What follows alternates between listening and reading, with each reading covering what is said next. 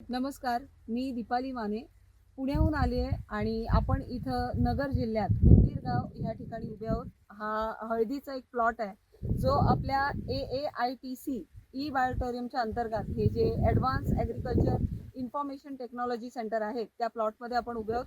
जो हळदीचा प्लॉट आहे इथं आपण काही डिफरन्स बघणार आहोत, काही फरक आहे तो आपण बघणार आहोत. तो असा आहे की तुम्हा सगळ्यांसमोर ही एक सरी दिसत असेल. या सरीमध्ये या सरीला कंट्रोल्ड असं आपण म्हणू शकतो, ज्याच्यावर कुठल्याही प्रकारची ट्रीटमेंट नाही आहे. आणि ही जी सरी तुम्ही पाहताय याच्यावर टेराटेक टेक्नॉलॉजी ई बायोटोरियमच्या अंतर्गत टेक्नॉलॉजी जी आहे त्याचा वापर झालेला आहे. म्हणजे ही सरी ट्रीटेड आहे.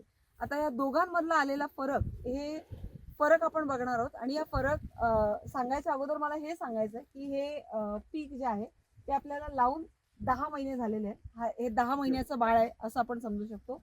हे जे कंट्रोल्ड पीक आहे त्याच्यामध्ये जर आपण बघितलं हे हळदीचं पीक, ह्याच्यामध्ये आपण बघू शकतो की इथं मुळांची संख्या ही अशी आहे. ह्याच्यात आलेली हळद आपण पाहतोय. ह्याचे फुटवे पण आपण चेक करू शकतो. तर याच्यात फुटवे किती आहेत तर याच्यात 1 2 3 4 5 हे 5 फुटवे आहेत.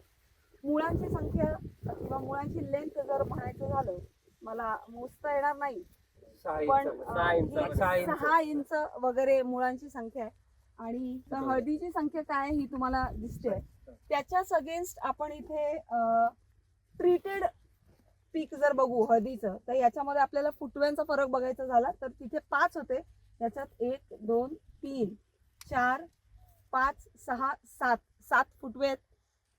पीक रूटची लेंथ जर मोजायची झाली ही जवळजवळ 8 इंच आहे. म्हणजे 100% त्याच्यापेक्षा जास्त आहे. हळदीचं येस हे तुम्हाला हळद तुम्ही बघू शकत असाल.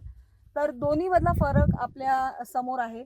आणि हा फरक ह्याच्यासाठी मला वाटतं सफेद मुळं जी आहेत ती ह्याची संख्या त्याची जास्त आहे, तिकडे कमी आहेत. आणि असं म्हटलं जातं की जितकी सफेद मुळं जास्त तितकं जेवण पुढे वरती पास करण्याची जी प्रोसेस असेल ती प्रोसेस फास्ट होईल, जास्त होईल. आणि ती ह्याच्यामध्ये झालेली आहे. तर मला असं वाटतं की हा जो फरक आहे, हा डिफरन्स आहे, हा आपण आपल्या डोळ्यांनी इथे पाहतोय. हे ड्रास्टिक चेंज आहे. प्रत्येक शेतकऱ्याच्या आयुष्यात एक फार मोठा बदल घडू शकतो.